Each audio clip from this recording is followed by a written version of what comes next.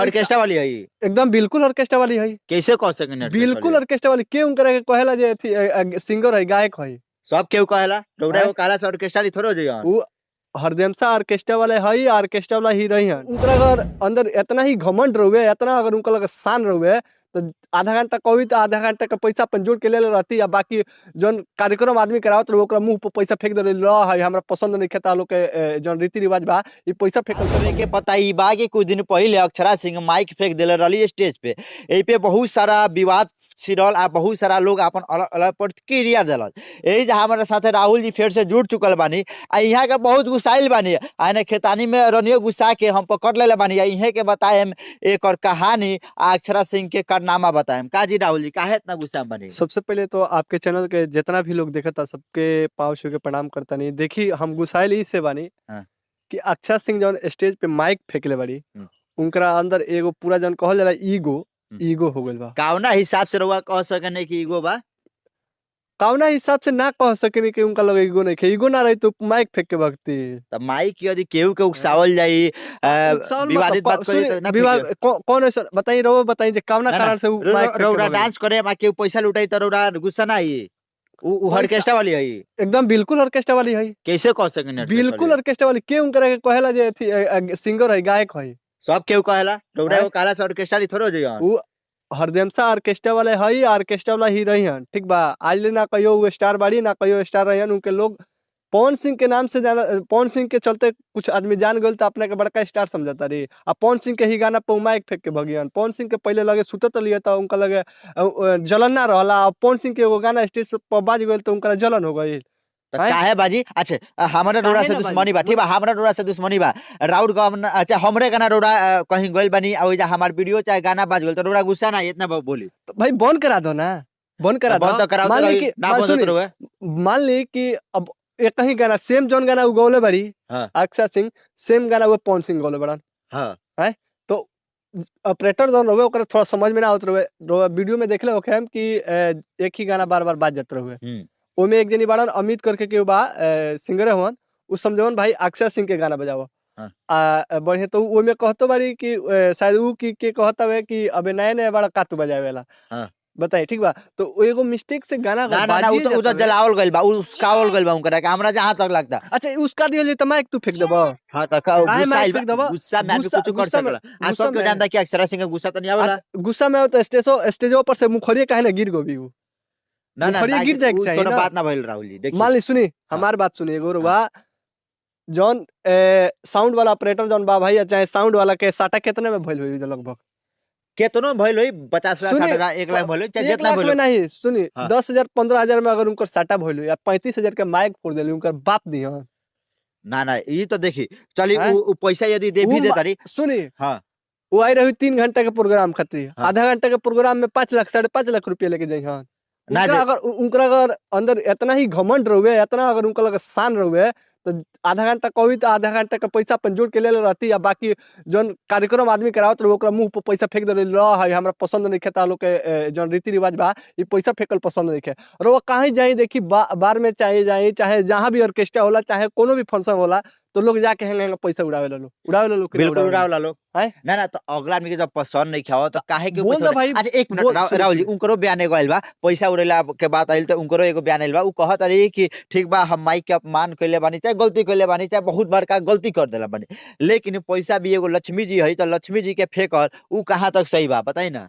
लक्ष्मी जी के फेंकल बार में जाके डांस करेली तो वहां उनकरा अंदर भी खोसल जाला पैसा देखले बानी रोरा हम देखले बानी वीडियो में बा साक्ष्य कर देम हम वीडियो हां ठीक बा तो ओजा ना गुस्सा ली ओजा गुस्सा ना आवेला अब पब्लिक के सामने केहू अगर पैसा उड़ा दी हल तो गुस्सा के वाला बात हो गई। अच्छा ई बताई पवन सिंह के गाना बजला के वजह से गुस्सा बाड़ी कि पैसा फेंकला के वजह से गुस्सा बाड़ी ई बताई उ बताओ रउआ बताएं हम गुस्सा बाड़ी का है माइक फेंकवी का है जौन अब मान लीजिए हे माइक से रउआ माइक का समझता नहीं रउआ रिपोर्टर है सुनी रउआ रिपोर्टर है हे माइक के रउआ का समझे नहीं बहुत कुछ समझे नहीं डेली एक हम पूजा पाठ करे नहीं अगरबत्ती देखानी जौन भी सिंगर बाड़न एबरा माइक के ही बदौलत बाड़न सिंगर बाड़न चाहे गावेलन कोनो ब्यास के कह दिहल जाए ना जे बिना माइक के तनी गा द तनी आधा घंटा गा के हाथ में आ जाए ठीक बा।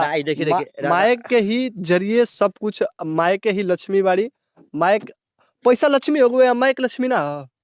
ना ना देखी राहुल हैं? जी, चल रौरा ई बात कहत नहीं एक प्रकार से, लेकिन देखल जाओ तो अनसुना में देखल जाओ तो बहुत सारा लोग जवना रोजी रोटी बा ओई कनिए गुस्सा वाला तो तोड़ फूट देला, बहुत ऐसा चीज बा। तो आदमी के गुस्सा में आदमी कुछ कर सकेला। अब मान ली कि गुस्सा में अगर कुछ भी कर सकेला, हाँ। तो जौन 5.5 लाख के प्रोग्राम, सबसे पहले तो दोष हम देम पब्लिक के। हाँ। जौन पब्लिक अक्षय सिंह के प्रोग्राम बुक कर ले रहे। ठीक बा। स्टार बाड़ी स्टार बाड़ी ना बुक करी। कौन चीज कौन माने से स्टार बाड़ी? बहुत माने से स्टार बाड़ी का हई?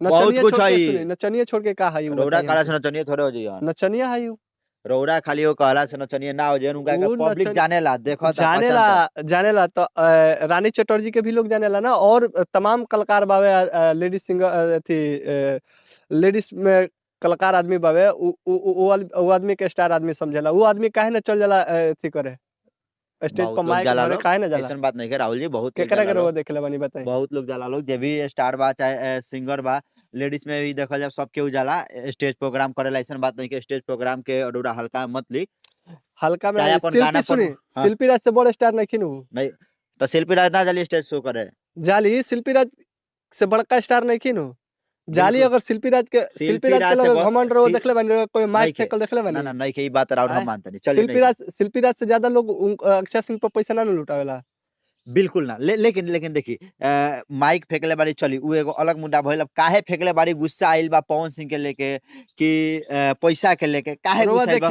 देखी सबसे पहले वो अक्षय सिंह रहो कहतनी, अक्षय सिंह ना, वो कचड़ा सिंह है। ठीक बा, कचड़ा सिंह है। देखिए उनकर देखी पहले तो उनकर उ सिंह है ना। हाँ, पहले हम राजपूत है, भुयार है, कुल है ना। उ है कुशवाहा। हाँ। अक्षरा कुशवाहा। ठीक बा। काहे सब के ना जातिवाद पर काहे रोड़ा टिप्पणी करता रे? का है जातिवाद काहे टिप्पणी रोड़ा करल बनी? पहले फ्रॉड तो बटले बड़ी। कैसे फ्रॉड बड़ी? पहले अपन जाति हम, अगर हम चमार है, चाहे हम डोम है, चाहे मुसर है, हम कह दीजिए हम राजपूत है, तो लोग हमरा के राजपूत ना मानी। एक दिन सच्चाई आई कि नहीं? ना जाति पर टिप्पणी कर हटाई, जाति पर टिप्पणी मत करी। जाति पर टिप्पणी कोई जो हमारे दर्शक लोग वालों लोग के बुरा भी लग जाए, कई लोग देखा मतलब वो कुशवाहा है तो उनका के लोग ना मान दिया, राजपूत है तो मान दी, वो एगो अलग बात भइल। जाति पर वो देखी जौना ईगो में उबाड़ी, वो जौना तरीका से बाड़ी, वो अपना हिसाब से बहुत गलत कैले बाड़ी, उनका ऐसा ना करे के चाहिए। ठीक बा। मान ली कि पवन सिंह के गाना ही बाज गो, पहले पवन सिंह के संगे रहत रहिए, पवन सिंह के संगे सुतत रहिए, उठत रहिए, बैठत रहिए, तो पवन सिंह निमन रहन। पवन सिंह के चाबी सब इनकरा हाथ में रहल तो निमन रहन, और पवन सिंह के चाबी हट गइल बा इनके लग से, तभी खराब हो गइल। ना तो देखिए, ये तो बात गलत बा। रोड़ा शादी करके अपना मेहरारू के लिए नहीं, मेहरारू से सुतनी बैठनी उठनी, चली कुछ दिन बाद से दोनों जना में खटक गइल, तो फिर यदि मेहरारू के चाहे कोनो भी चीज बा रोड़ा सामने, तो रोड़ा उबा कितना गुस्सा पड़ी? ये बताइए हमरा। गुस्सा तो आई, चाहे राउरे कोनो चीज बा राउरे मेहरारू के सामने यदि पड़ जाता, गाना हो गल, चाहे गाने सिंगिंग लाइन में बनी, चाहे न्यूज चैनल बनाओ तनी, तो उसमें भी यदि आपके न्यूज दिखा दिया जाता, फिर उनका गुस्सा नहीं? तो मान ली ऑडियंस और जौन होला का कहला गुरु। हाँ। गुरु के अगर गुरु गलती ही कर देला, 2-4 गो गलती कर, तो गुरु के गाना रोवा ना सुना। कुछ ना कुछ तो दिल में ठेस पहुंचल है ना। ठेस पहुंचल होई तो आपके माइक हाथ में धरावे ला के है। ठीक बा, हम मानते नहीं। चली इहो और बात सही बा। पवन सिंह के दिन है कि अक्षय सिंह के हाथ में माइक पकड़ावल। ठीक बा। ना तो आई ले नचनिए रही है, नचनिए रहती। ये बार भी हम कह देते दावा के साथ नचनिए है, नचनिए रही। ठीक बा। चली तो मतलब अरोड़ा ये कहे चाहता नहीं कि अक्षरा सिंह पूरा तरह से गलत बाड़ी, कचरा बाड़ी, जौन भी और बयान भाई है बा का जी? एकदम बिल्कुल सही बाबे। मान ली कि अगर उनका एबरा बयान देता रही कि लक्ष्मी पैसा लक्ष्मी, हाँ। तो माइक वो तो लक्ष्मी है ना भाई? बिल्कुल, माइक लक्ष्मी हवे, पैसो भी लक्ष्मी है। यो देखी ना, तो दोनों तरफ से देखी ना, गलती तो दोनों तरफ से नहीं। सुनी, अक्षय सिंह के कह दिए बिना माइक के आके गाओ, हम तारा कितना पैसा देता नहीं गई हां ना गईन। चलिए आवाज ना, सब केहू जानता, केहू भी सिंगर बा तो बिना माइक के ना गा पाई, सब केहू जानता कि लोग को वजिए ना सुनाई तो गईन का। हाँ, तब यही से समझ ली रहा। हम ऐसे उनके टारगेट हम कुछ नहीं कर, गलत होला, सही होला। पवन सिंह के तरफ से नहीं की, हम और केहू के तरफ से नहीं की। गलत होला, सही होला। अगर पवन सिंह पे भी गलती रही तो हम पवन सिंह के भी कुछ बोल सकता नहीं। हाँ। खेसारी में गलती रही, खेसारी के बोल सकता नहीं। ठीक बा। गलत अक्षरा सिंह में गलती बा, अक्षय सिंह के गलती लोग तो भाई अक्षय सिंह के बोलता नहीं हम। गलती होला, अगर हमरा में गलती हुई तो रउआ हमरा के बोल सकता नहीं। बिल्कुल।